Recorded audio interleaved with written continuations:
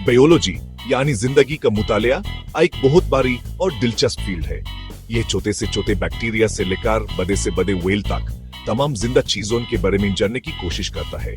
Biology का दायरा बहुत वसी है, जो सेल्स के अंदर मोलेकुलर मैकेनिज्म्स से लेकर इकोसिस्टम्स के अंदर कॉम्प्लेक्स इंटरैक्शंस तक सब कुछ कवर करता है।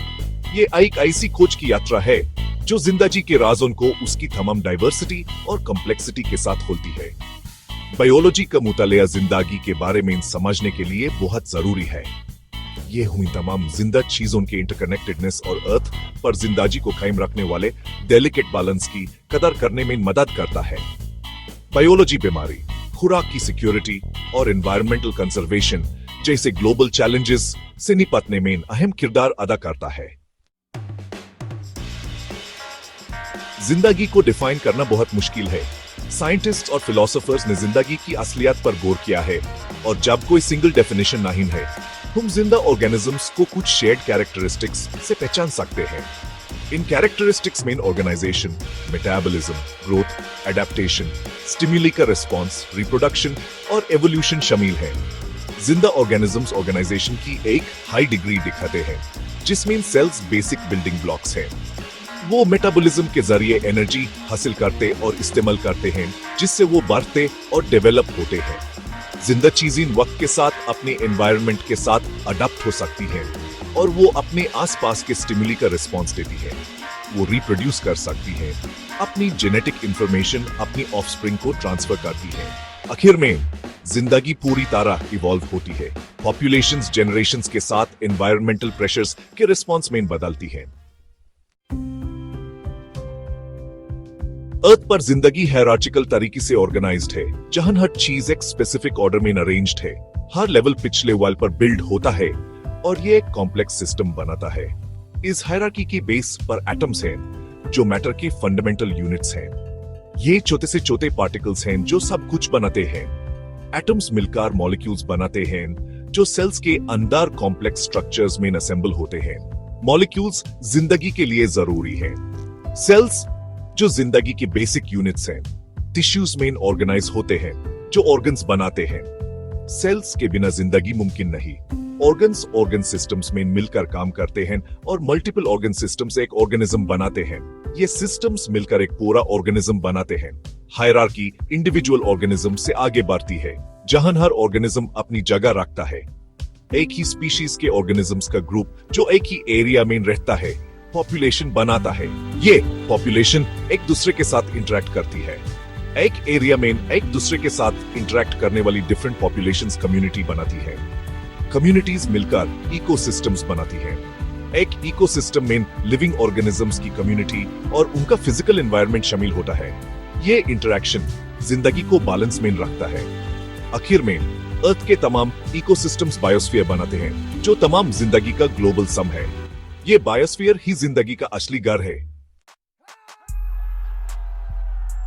दुनिया पर जिंदगी की शुरुआत साइंस के सबसे बेसिक सवालों में से एक है।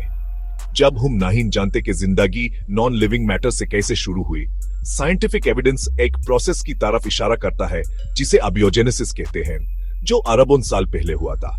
पहली दुनिया आज से बहुत मुख्तलिफ थी, एक हॉस्टाइल एनवायरनमेंट के साथ, जिसमें वोल्केनिक एक्टिविटी, इंटेंस रेडिएशन और फ्री ऑक्सीजन की कमी थी। साइंटिस्ट्स का मानना है कि इस प्राइमोर्डियल सूप में ऑर्गेनिक मॉलिक्यूल्स, जो जिंदगी के बिल्डिंग ब्लॉक्स हैं, इनऑर्गेनिक मैटर से ग्रेजुअली बेन 1950s में मशहूर मिलर यूरी एक्सपेरिमेंट ने दिखाया कि अमीनो एसिड्स, जो प्रोटीन्स के बिल्डिंग ब्लॉक्स हैं, अर्ली अर्थ जैसे कंडीशंस में सिंथेसाइज हो सकते हैं।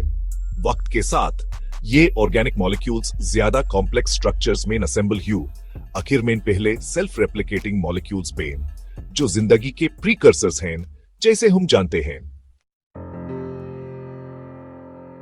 सेक्शन 5, एवोल्यूशन की कहानी, सर्वाइवल ऑफ द फिटेस्ट। पागो बोस्टन में मजबूत कराच। एवोल्यूशन बायोलॉजी में सेंट्रल यूनिफाइंग कॉन्सेप्ट है। ये वो प्रोसेस है जिसके थ्रू ऑर्गेनिजम्स जनरेशंस के साथ एनवायरमेंटल प्रेशर्स के रिस्पॉन्स में बदलती है। एवोल्यूशन के पीछे ड्राइविंग फोर्स नेचुरल सिलेक्शन है, एक मैकेनिज्म जो पहली बार चार्ल्स डार्विन और अल्फ्रेड रसल वॉलेस ने 19th सेंचुरी में पेश किया था। नेचुरल सिलेक्शन इस यूजुअल पर काम करता है कि जिन इंडिविजुअल्स के ट्रेट्स उनके एनवायरनमेंट के लिए बेटर सूटेड होते हैं। वो सरवाइव और रिप्रोड्यूस करने के ज्यादा चांसेस रखते हैं।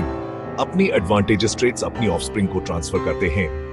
वक्त के साथ इस डिफरेंशियल रिप्रोडक्टिव सक्सेस से एक पॉपुलेशन मेन फेवरेबल ट्रेट्स जमा होते हैं, ग्रेजुअली स्पीशीज की कैरेक्टरिस्टिक्स को शेप देते हैं। सेक्शन 6 डार्विन की एविडेंस एक जबरदस्त केस। डार्विन के एवोल्यूशन बाय नेचुरल सिलेक्शन की थियरी ने दुनिया पर जिंदगी की हमारी समझ को बदल दिया। ये थियरी सिर्फ एक साइंटिफिक कॉन्सेप्ट नहीं, बल्कि एक रेवोल्यूशनरी आइडिया था जो हर फील्ड में अपना असर दिखाता है। उनके थियरी को वेरियस फील्ड से बहुत सारे एविडेंसेस सपोर्ट करते हैं, जिनमें पेलियोंटोलॉजी, बायोजियोग्राफी, कंपैरेटिव एनाटॉमी और मॉलिक्यूलर बायोलॉजी शामिल हैं। ये सभी फील्ड्स मिलकर एक कॉम्प्रिहेंसिव पिक्चर बनाते हैं जो एवोल्यूशन को सपोर्ट करती है।